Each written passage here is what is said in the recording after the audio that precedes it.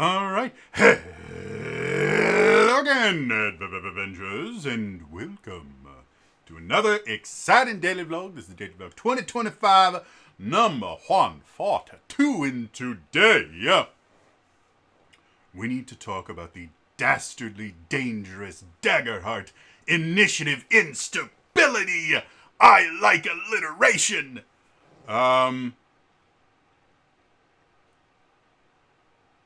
I had a comment on one of my previous videos talking about Daggerheart where someone was kind of making fun of the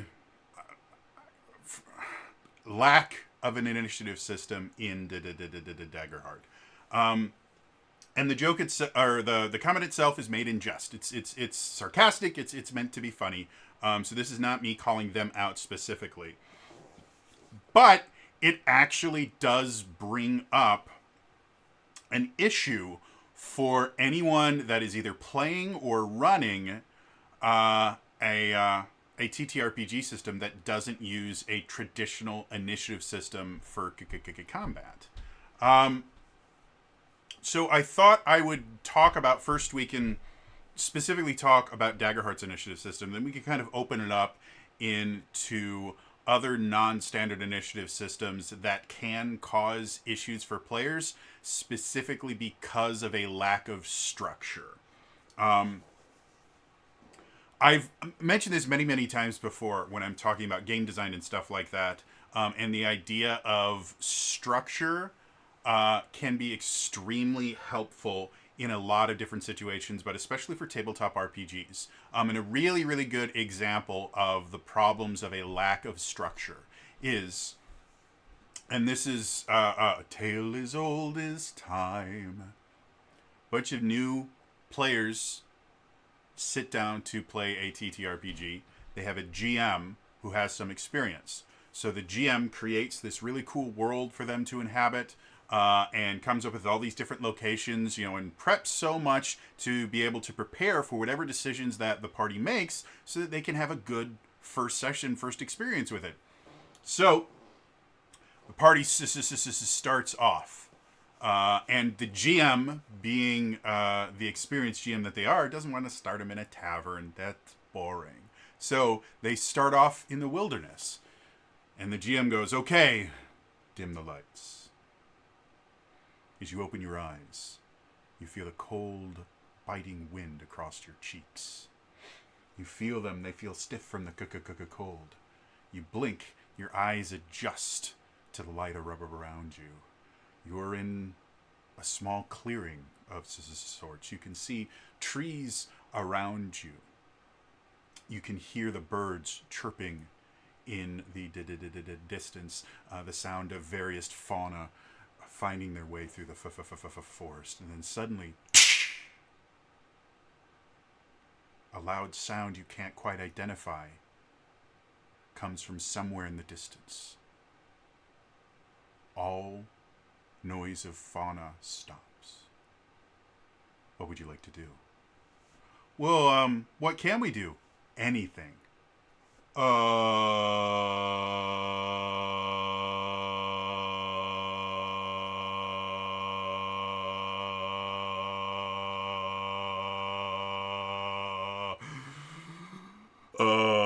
You get the picture. A lack of structure can cause what's referred to as choice paralysis. And this is true everywhere.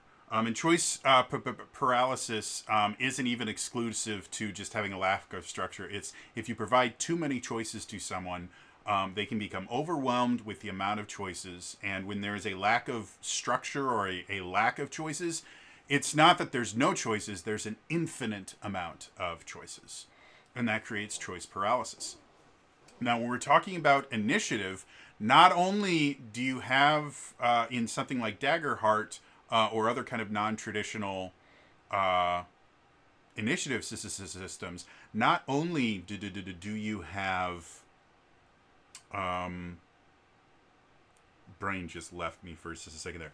Not only do you have the aspect of choice paralysis because, there isn't as much structure and there's a lot more things that you can choose to do. But you also have the issue of multiple people that all theoretically can speak up whenever they want, but none of them wants to talk over someone else. It's especially egregious in online play using like video chat, because there is an inherent delay in video to chat. So technically 2 people can start talking at 2 different times, but they will hear it at the same time, and it will turn into this kind of jumbled mess. Not only does nobody want to talk over one another, but it's actually significantly more difficult to not talk over one another, because you can start talking when no one else is talking, and then someone else can start talking when no one else is talking, but what you hear in your head is both of you are talking over one another, because the delay has both of you continuing to talk when you can hear the other person talk, and so you both think that the other person is effectively trying to kind of assert dominance in the conversation, go, no, I am going to go first. So, let's talk about Daggerheart's initiative system, or rather the lack thereof.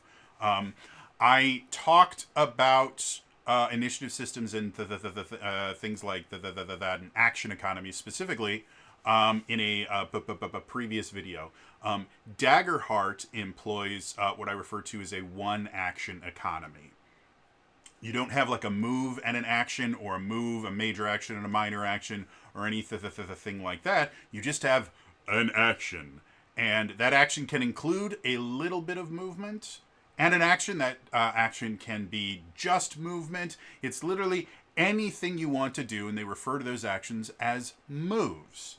Very reminiscent of the Powered by the Apocalypse system. Everything is move-based in there. Another system that is a single action economy. Okay, so that in and of itself can be a little bit difficult, because unlike the kind of standard 3-action economy that a lot of people have gotten familiar with through playing games like D&D 5th edition, the Essence 20 system, and a lot of other TTRPGs, in that, you have 3 actions, but each one has a thing that they do. You have a move action, which lets you move. And that plants into the mind of the players that, oh, I'm expected to move every turn. Otherwise, I wouldn't need a specific action whose only purpose is to move. Essence 20 kind of deals with that idea by having a few roles that actually can use your move action to do non-movement based things. Like the field commander that I recently did in Essential Essence to 20 on, being able to use their move action to issue commands. But it is, again, it's that structure and, limiting down the choices you can have to make them a little bit more bearable. Then you have your standard action, which generally is going to be the thing you want to do. The purpose of your turn is going to be your standard action. Then you have your minor action, or bonus action, or free action, the worst named minor action, extra action, the thing in the business, because it's not free, it costs things, but anyways. And that, again, has a small subset of things that you can do. So the 3-action system makes it pretty easy to figure out what you're going to do, because you have a checklist. Have I moved? Yes. Okay. Have I done something big? Yes. Okay. Have I done something small? Yes. Okay. I'm done with my turn. The Daggerheart system just has moves. And there's no initiative rolling. So, and that's the other thing about most TTRPGs, is they will have some sort of what's called an initiative system, which all initiative is it's an order that everybody takes their turn in.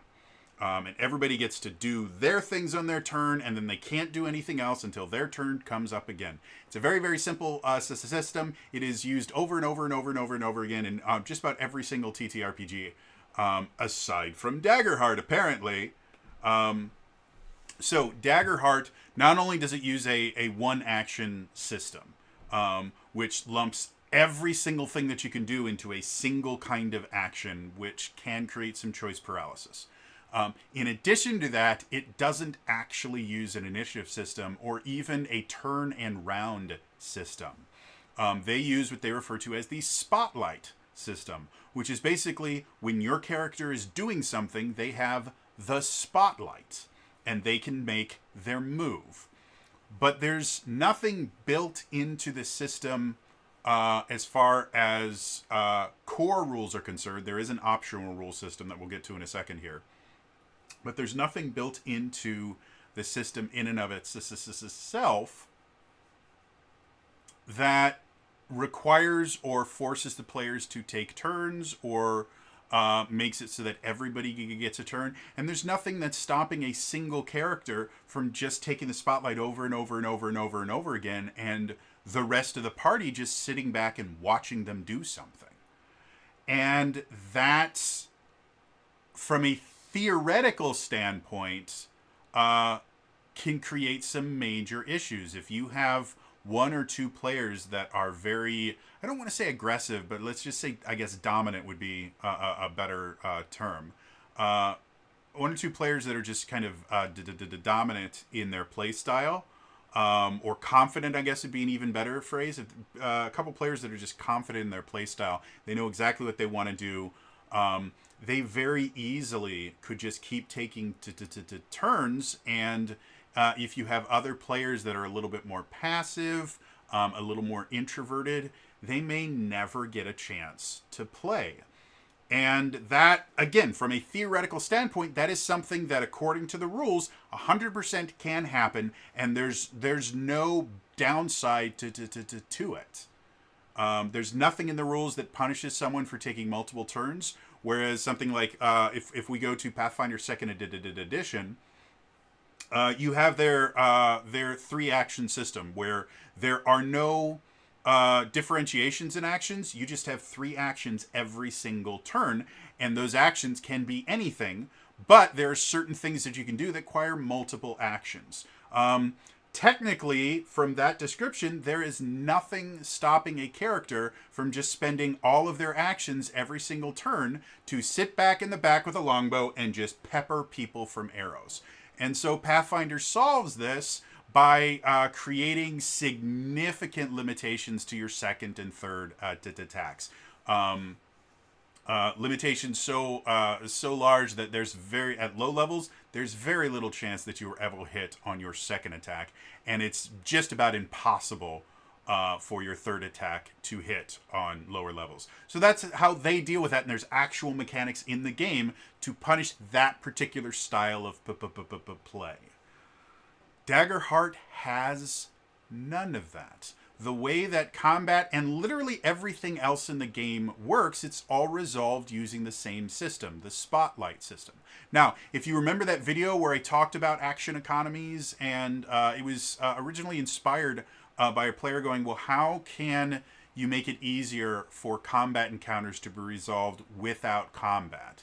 And my suggestion was, well, if you can create an action resolution system, and that exact same system is used for combat and is used for role-playing encounters, then it's very, very easy to flip between the two. Whereas something like D&D 5th Edition, I will always reference 5th Edition because it's by far the most popular TTRPG on the market. It is the easiest to get into, and it has the largest marketing budget. So it means most people are at least aware of it, if not having played it at least once, or have been exposed to the rule set in some way, shape, or form. So if anyone gets tired of me referencing D&D 5th Edition, it's not going to stop. It is the kind of unifier as far as this is the default for most people. If you don't like that, that's perfectly fine. There are tons of other games out there. Essence 20 is one of them that I love. Fabula Ultima is another one that I really, really love. And the list goes on. So anyway, D&D 5th Edition, combat is a completely different beast than role-playing encounters and exploration encounters. Role-playing encounters are solved entirely using your skills. Combat is solved entirely using attacks and spells and the things like that. Now, are there some spells that can help in role-playing encounters? And are there some skills that can help in combat encounters? Technically, yes, but there's not a ton of crossover. There are quote-unquote non-combat spells, and those spells you generally don't really use in combat all that often. I'm looking at things like the Friends cantrip. It's just not something that you use in combat ever. But you can use it quite often in role playing. So because of that, transitioning a combat encounter to a role playing encounter is very, very difficult. Daggerheart doesn't need to do this. They use the exact same system for combat and for resolution system that they use for combat, that they use for role-playing encounters, exploration. Everything is solved using this exact same system, which is, who has the spotlight? What do you want to do? Okay, you did it. You made your roll. We react to that roll. Who wants the spotlight next? That's how every single thing works in Daggerheart. And a lot of people have similar reactions of either kind of an intimidation of a system like that, because there's no structure to kind of hold on to. You're kind of tightrope walking without a balance bar. You're just out there. Whereas other systems, they have a lot of structures you can kind of hold on to as you try to cross this chasm of role-playing or combat or whatever it is. And so that can be very intimidating. And other people just don't like it because they are relatively kind of analytically minded people. And so when they look at a combat encounter, a social encounter, exploration, whatever it is, what they're looking at is, okay, these are the different puzzle pieces that we have. We need to assemble them into a solution. Well, if you don't give them any puzzle pieces, you just go, okay, well, come up with a solution. Create your own puzzle pieces. That can be really, really annoying to some people because they're like, no. Why? Like, if I could just make up anything, why don't I just make up that the puzzle's solved? Why do I even have to do anything? You haven't given me any puzzle pieces to put together. You've just said, make up your own puzzle and then solve it. That's stupid. So, because of that, there are a lot of people that are very weary of the Daggerheart initiative system and combat in Daggerheart in general because of the things that we've talked about. So, there are a lot of ways to deal with a completely open-ended, structureless system like Daggerheart uses. And I think probably the best example I can give is in D&D 5th edition, there are no rules for social encounters at all. There's nothing. You don't have to roll initiative. You don't have a set number of actions. Anyone can talk at any time. They can make multiple rolls, one after another, and people still get through social encounters without too much difficulty. That's effectively what Daggerheart has done with their combat, is they treat it the same way that they treat social encounters. Whatever makes the most sense is going to happen. So if there's one character that's kind of taking the lead, they might make multiple actions or multiple moves. And some of those moves might just be literally to move. You move, that is a move in and of itself. And then you go, well, after I move, I don't want to waste my entire turn just moving. So I'm going to do another, I'm going to take the spotlight again and I'm going to make an attack. And then after that attack resolves, maybe the attack didn't go the way that they wanted to. And they go, shit, okay, well, then I'm going to retreat back to my party because I just made an ass out of myself. That person just took 3 moves, took the spotlight 3 different times, one after another, and it's not a strange thing. Like, it's not something that is upsetting. It's something that can happen in combat in D&D 5th edition. Like, if you have enough movement, like, as a monk, I did this all the time. I would run up to a target, punch them in the face, miss because I'm rolling, and then I would retreat. All of that in a single action, and nobody has a problem, despite the fact that I did 3 different things, and one of those things was the same thing twice, because I had extra movement and things like that. That's kind of how you need to approach an initiative-less system like Daggerheart. is, okay, yeah, there's no structure that forces people to conform to certain rules or things like that.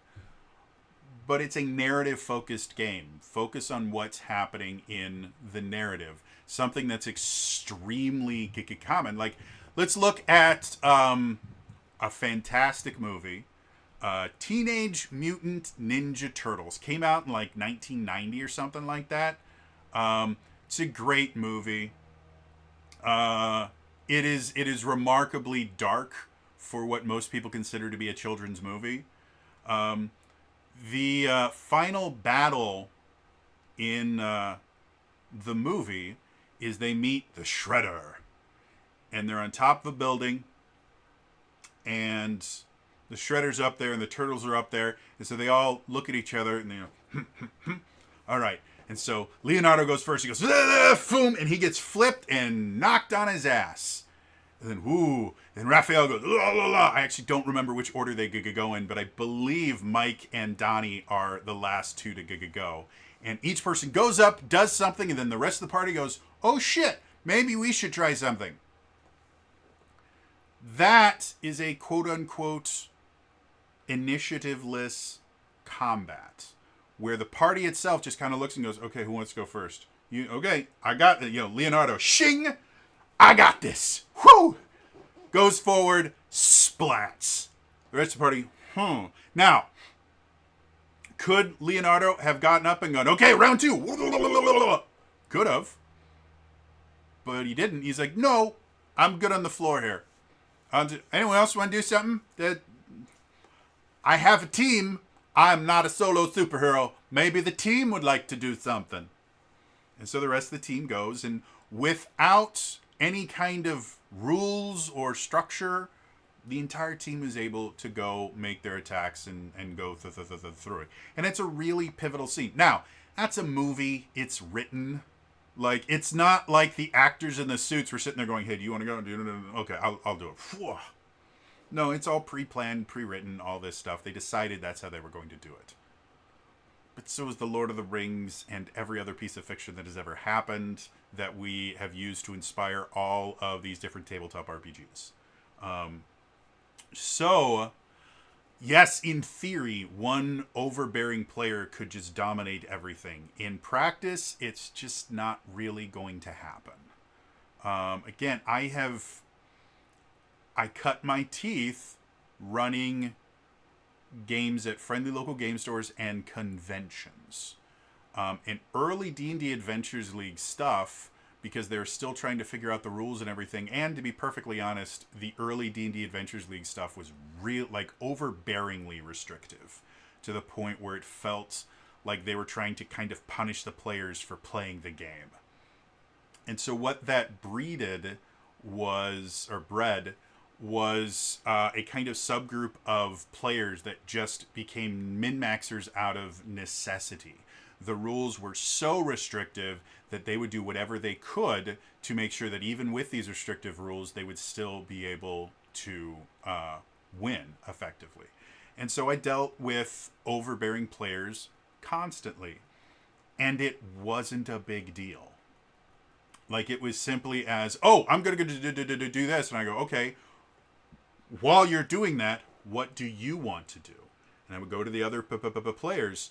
And that was all it really took. And most quote-unquote overbearing players are not that way because they want to be playing solo, D&D, and they just can't. So they just talk over everybody. They're that way because they're excited and they're passionate about playing the game, and they're passionate about their character and stuff like that. And they want to be a part of this group storytelling experience. So it's not like they're trying to exclude other people. They're just really excited. And if you include other people in the game, they get more excited, not frustrated, because I want to do everything myself. Are there people out there like that? 100%. They're really, really rare. And they generally don't last very long because group-based games like tabletop RPGs require you to work with other people. And if you can't, you don't get invited to tables much. Like, that's just how it works. Even in conventions where anyone can show up if they pay the money, they just don't tend to last very long because they get a reputation. And then the GMs will actively kind of prep each other, going, oh, by the way, if this dude is at your table, he's going to try and do this, this, and this. Just be careful. Yeah, for those of you that don't know, GMs talk to each other at group events, mostly because all of us have had to organize which games we were running, so we all know each other. And yeah, we 100%, if there is a problem player, there weren't very many, but if there was a problem player, we all know their name. We sometimes we'll even know their badge number. If we if on our sign-up sheets all we have are badge numbers, we will memorize bad player badge numbers and go, oh, 794? Yeah. You know 794, right? That's Brian. Yeah. Just make sure you do this and this and this, and you'll be fine. So anyway, let's get back to initiative and the problem with Daggerheart. So how do we solve this problem? How do we keep, especially if you're playing online and there's this thing of, well, I don't want to talk over anybody, and then video chat in general kind of almost forces you to talk over people and things like that. It's really, really simple. First of all, they do have an optional rule structure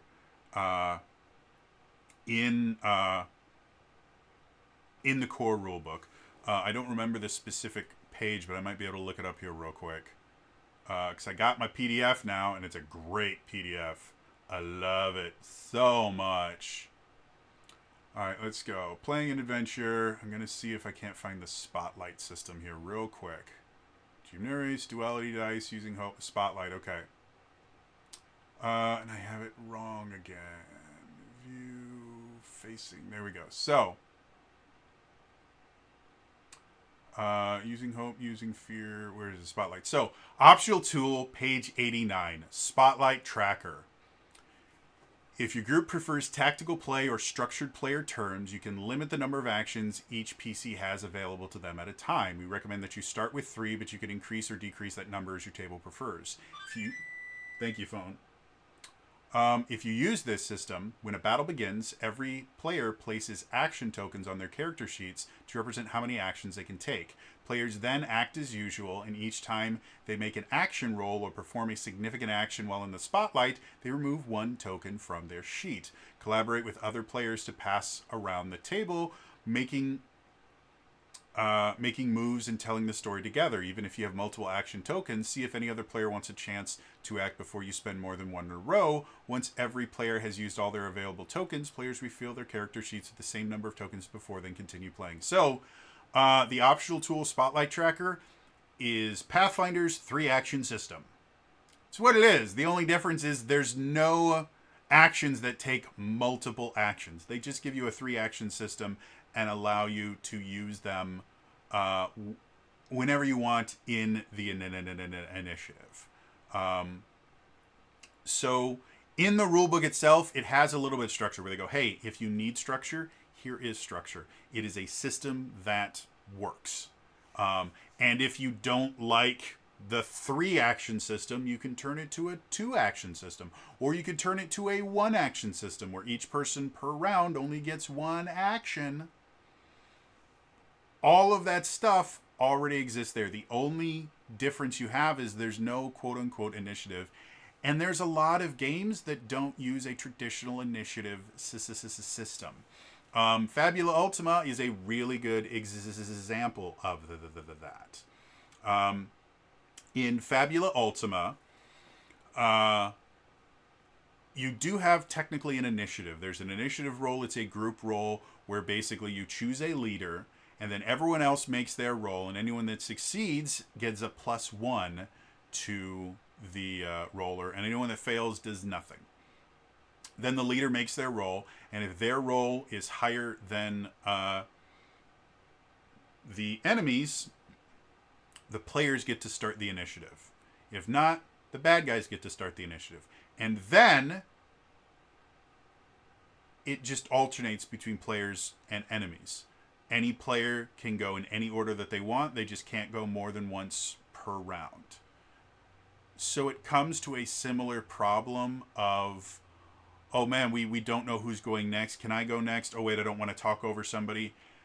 It's not that big a deal. I ran a Fabula Ultima mini campaign combat in and of itself was remarkably smooth, despite the fact that we didn't have a necessary turn order or anything like that, and it did require the players kind of talking amongst themselves to figure out who is going to go next.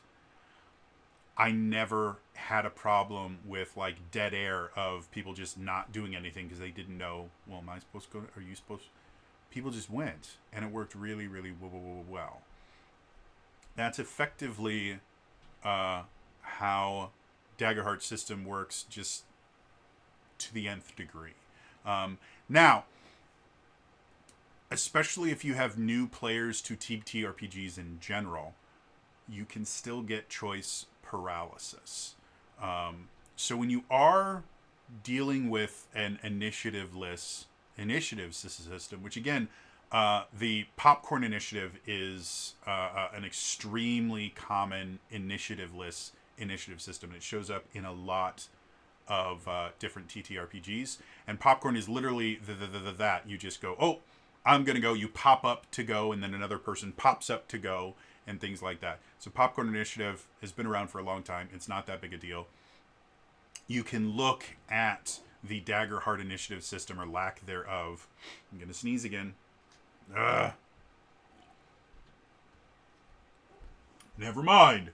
You can look at the Daggerheart initiative system, very similar to the popcorn system. And when you look at Daggerheart as a whole, it constantly pitches itself as a narrative-based system. Everything is about the narrative. Everything's about the story.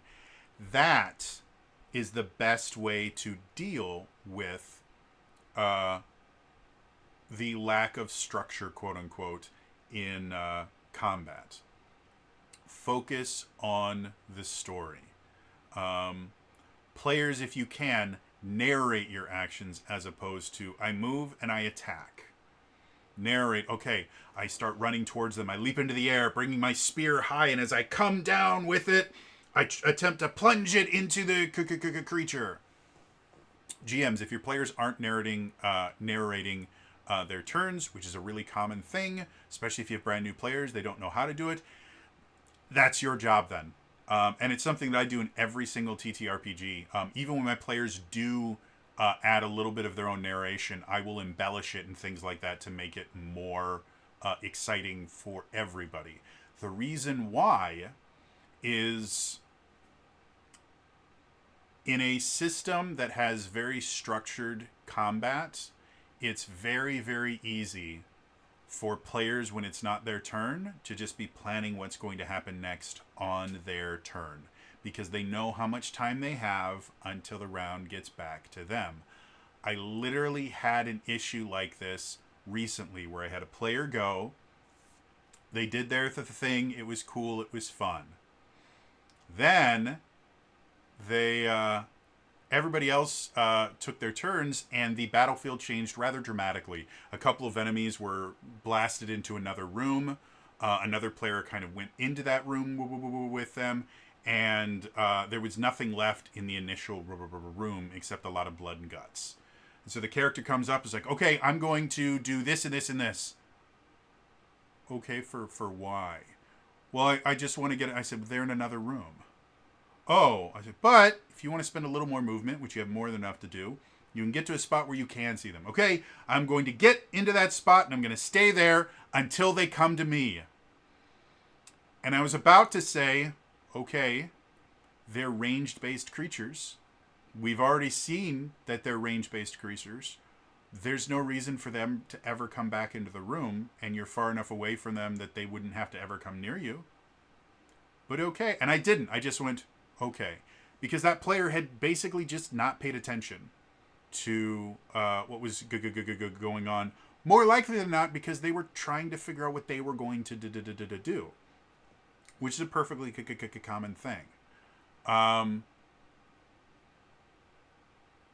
What a system like Daggerheart does is, because everything is kind of fluid and there isn't a turn, that you are going, it doesn't matter what else is happening, you are going to get a turn. Unless you're unconscious, you will get a turn.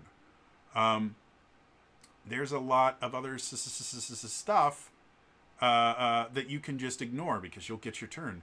Daggerheart, it doesn't work like that. It actually incentivizes the players to pay attention when it's not their turn, because they might realize a point where they're like, oh, I want to act now. I have a really good idea because of what exactly just happened. The frog dragoon like comes forward and tries to hit with their spear. They miss, and then the large plant monster wraps him up in vines.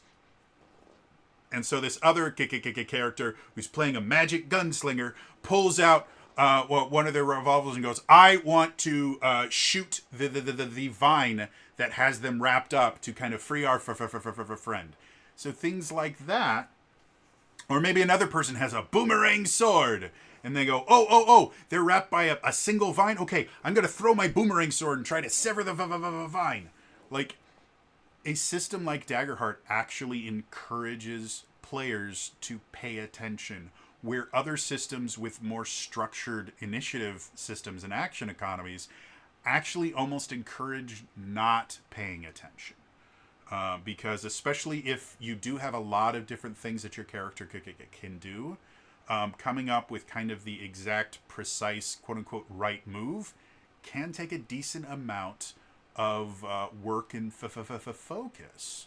In my previous example, I had just given out some brand new magic items that all had interesting new abilities that these players could use. So I had just increased the complexity of playing their characters. So it's not outside the realm of reason that now that they have all of these new features, they might kind of tunnel vision on, well, I can do this and I can do this. Well, if I do this, then it'll be a waste. But if I do it this way, then I can do it. And doing stuff like that. So because of that, a system like Daggerheart really does hyper encourage players to pay attention. Now, just because it's encouraged doesn't mean that players will do it. Daggerheart is less complex than something like D&D 5th Edition or Pathfinder, where there's just not as many things that you can do. So it does... it doesn't require quite as much kind of focus to figure out mechanically what your character can do. However, there is enough depth that someone could kind of tunnel vision on their character and kind of ignore what's going on. And if that happens, there's a good chance that character's just not going to get a chance to act, because other players that are paying attention are going to kind of jump in when it makes the most sense. So how do you deal with that? Again, just because I mentioned before, just because it's theoretically possible that one overbearing player could just do everything themselves doesn't mean it's actually going to happen. In the exact same way, just because it's possible that all the players will be invested and kind of pay attention and come in when it makes sense doesn't mean it's going to happen. And we need to be able to deal with both of those extremes. And the various iterations of them. So how do you deal with how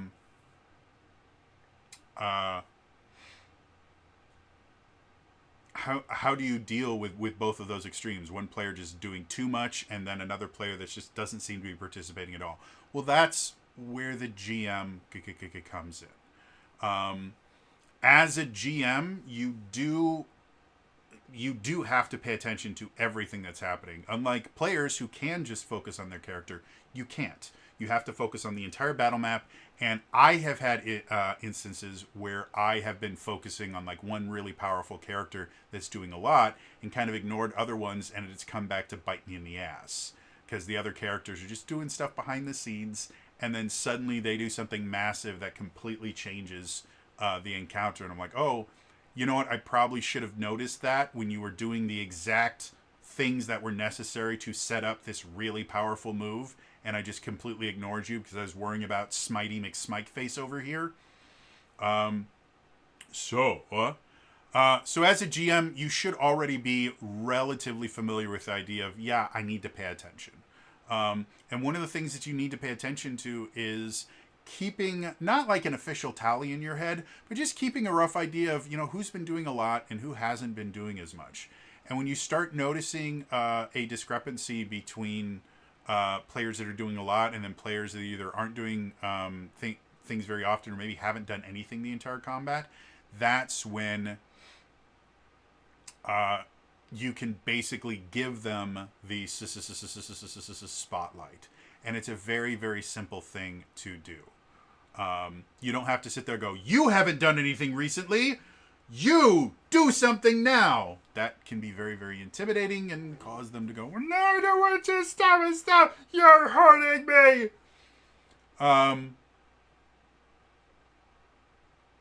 What you really, and this is a really effective technique that I use, is when you start seeing a character that hasn't interacted in a while, it's pretty simple for you to just kind of focus on them for a second by going, so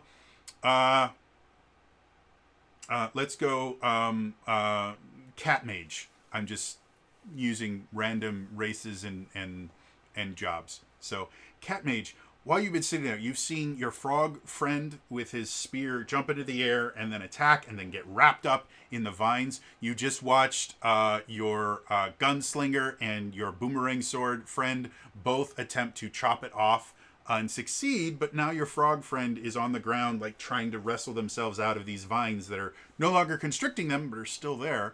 How does that make you feel? Or what does that make you want to do? It's very simple to start with, hey, this is what your character has observed. So it starts getting them into the mindset of their character. So it's no longer, oh, you as a player aren't doing the player thing, so I'm going to single you out. You are actively checking in with their character. Hey, what's your character doing? How are they feeling? This is what they've experienced thus far. How are they feeling? What do they want to do because of that? It's a very, very simple, easy thing. And the more times you do that, the easier it is for that player to do it themselves. Repetition breeds retention. So doing things over and over and over again makes us remember them, and it starts to build patterns, specifically in our brains. The more times you do a particular thing or have a particular thought process, what happens is when you do something new, like completely 100% new, your brain makes a connection between different parts of your brain. And every time you do that thing again, it reinforces that connection to the point where if you try to do something similar to that, but different, this is very, very common when you're trying in like therapy and things like that, when you're trying to correct bad thought processes, things like when you are hypercritical on yourself. Whenever anything goes wrong, you automatically blame yourself. Or when you catastrophize things really often, where something bad happens and you immediately go, oh, well, because that happened, then this is going to happen, this is going to happen, then I'm going to die. Every time you do that, you reinforce that pathway in your brain. And when you try and do something different, your brain is already really used to doing that. And so what it'll do is like, well, I could create a new pathway, but I've got this other pathway right next to it. Why don't I use that? And so the more you do something, the more difficult it becomes to not do that. And that's how habits are formed and things like that, is you basically force yourself to think in a certain way or do a certain thing. Things like something as simple as like brushing your teeth. The reason that parents put such a strong emphasis on kids doing it, well, good parents at least, put a strong emphasis on kids doing it every single night and put a lot of structure, because it builds that bridge in your brain, that pathway, that as they get older, it becomes second nature. Oh, it's time to go to bed? Well, then before I can get to the go to bed portion of my brain, I have to go through the brush your teeth portion of my brain, because that is the easiest and most available pathway my brain has to go from it's daytime, I'm going to do daytime things, to it's nighttime, I'm trying to go to sleep. And by the way, I know very little about the actual structure of the brain, so I have no idea where in the brain those little things would be. I'm just using this as visual aids. So back to the idea of the Daggerheart Initiative conundrum. Um, uh, if you are, if you as a GM are kind of focusing on the whole group, and when you see certain characters are just not um, interacting as much as they could, or they just seem to be kind of taking a back row, do that. Hey, this is what you've experienced. How do you want to react to that? That will start forming that pathway in their brain. And once it's done enough, they will start doing it on their own because that's what's been trained. Um, so, to deal with an initiativeless initiative is pretty simple. First of all, it's not as crazy as it sounds. That's how social encounters work in most tabletop RPGs, is an initiativeless initiative. Um, and for Daggerheart specifically, if you need more structure, they have an optional rule to give you structure. And I don't think you necessarily need it. Just ensure that as a GM, you are narrating the combat. Encourage the players to narrate. It's something that I do a lot with my players, is when they do something new or use an ability in a certain way, I'll go, well, how do you envision that looking? Like, describe to me what you see happening. And that encourages them to narrate their moves and things like that. And then I'll add a little bit of embellishment, and it keeps everybody focused on everything that's going on. And I will do other things as well. I'll put little jokes. Like I ran a combat last night, and in it I had these Galths. Galths are a subspecies of beholder that have less eye stalks. 4 of their eye stalks are replaced with tentacles, and they have a lot of like tiny little eyes around their big main eye. And the thing about Galths are they eat magic items. They drain the magic out of them, and that's how they do it. Well, because of that, when they die, they explode. And so, just because I thought it was funny, the first 2 creatures, the first 2 of the 4 that they fought that exploded, there was one character right next to them that took the brunt of both explosions. And so each time they exploded, they would get covered in more and more like guck and grime and stuff like that from the exploding beholders. And as the other 2 died in a separate room, they somehow found a way to explode in a way that it still covered that character in the gunk. Because I thought it was funny. And it caused the rest of the group to pay attention. Because when things happen, I'd be like, oh, how's he gonna describe it? Is he gonna get covered in more stuff? What's gonna happen? So just having inside jokes is by the way, I did that because the player is someone that I know very, very well, and I knew that they wouldn't react poorly to that particular thing. There was no mechanical disadvantage to it. It was just funny stuff, and I knew that they would play into that particular thing. If you're constantly like picking on a single player character, very, very quickly that can start to feel antagonistic from the GM. So don't do this all the time. But if you know your players well, and you know that certain players are more apt to kind of go with the joke and not take it personally, have fun. Create little inside jokes. Create little things that don't actually, like, again, getting covered in grime and guck didn't hurt the character in any way, shape, or form. There was no mechanical detriment to that happening. It was just funny to watch him just keep getting exploded when there were even characters that were closer that were still pristine. It was just funny. So anyway, yeah, narrate the combat. Encourage your players to narrate the combat. The more often that they do that, the more often they will do it in the future. And reward them for doing it. Reward players for paying attention. Again, in that situation where Boomerang Blade and Gunslinger both decide that they want to try and save their friend, reward that. They were paying attention, they saw an opportunity, and they're reacting to it. Reward them for doing that. Even if they roll poorly, make sure that they understand what you did was good. The dice didn't like it, but I am going to do something to make you feel special.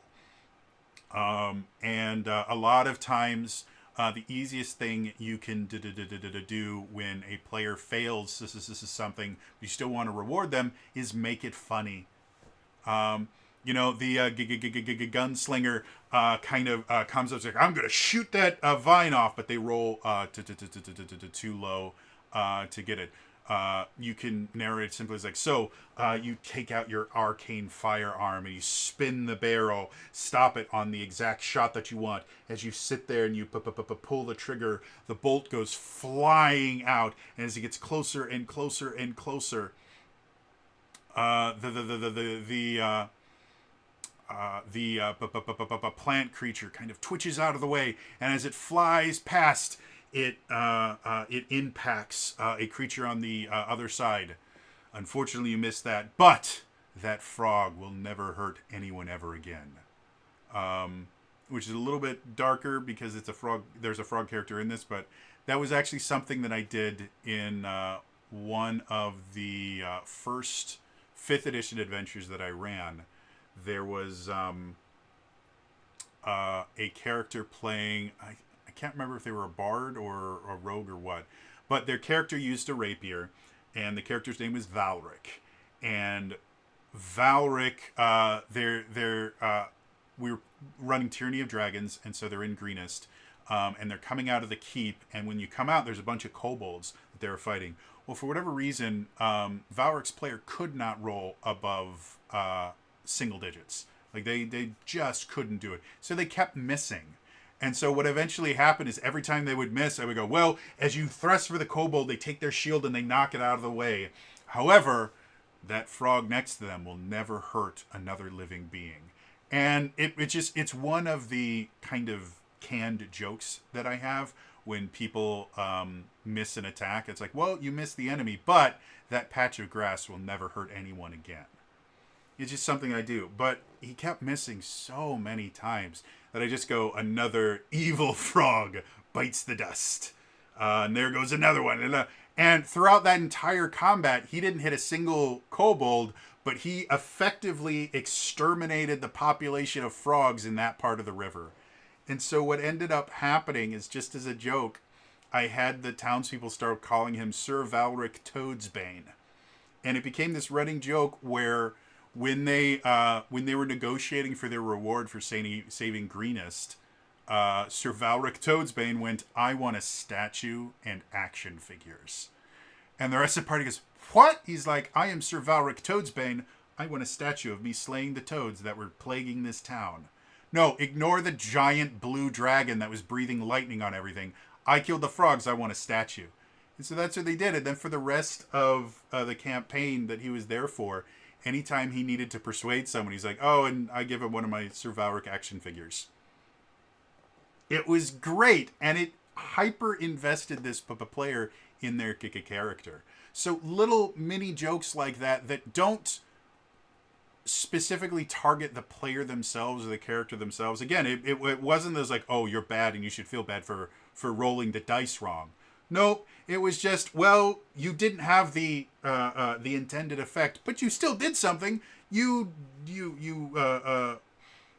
destroyed an anthill that, in the future might have eventually evolved into a mighty ant army that would have taken over this entire land. So, while, yeah, you missed the vine, what you really did was stop the future ant overlords from taking over the world. So you should feel very proud about that. Little just silly things like that will heavily invest characters, because even when they, especially if you do it fairly regularly, even when they miss, they'll go, okay, well, I missed. What nonsense are you going to come up to try and convince me that it wasn't a complete waste of my action? And then it also opens up the opportunity of when they kind of look for, okay, what nonsense thing are you going to do? And you just go, I got nothing. You just miss. That in and of itself can be really funny. It's like, really? I did so badly that I don't even get a miss effect. You screwed up, dude. Sorry. Like, it's a fun way to deal with this. So, Yeah. Interested to hear from you guys. Are there other people that are worried about the initiative system or the lack thereof in Daggerheart? And do you think the tips that I've talked about here are going to make it easier to deal with? Do you yourself, whether you're a DM or a player, I'd especially like to hear from players because so much emphasis is put on the DMs themselves. Whereas players have just as much opportunity to approach other characters and go, hey, what is your character doing right now? My character is interested in finding out what your character is doing. Players can do the exact same thing. They're just not really, most people don't think that players kick again. So players or GMs, but especially players, do you have any tips for dealing with more open-ended systems, combat or not? Put it in the comments down below. Otherwise, again, it's going to be all for me today, and I will see you guys next time. All right? Bye-bye.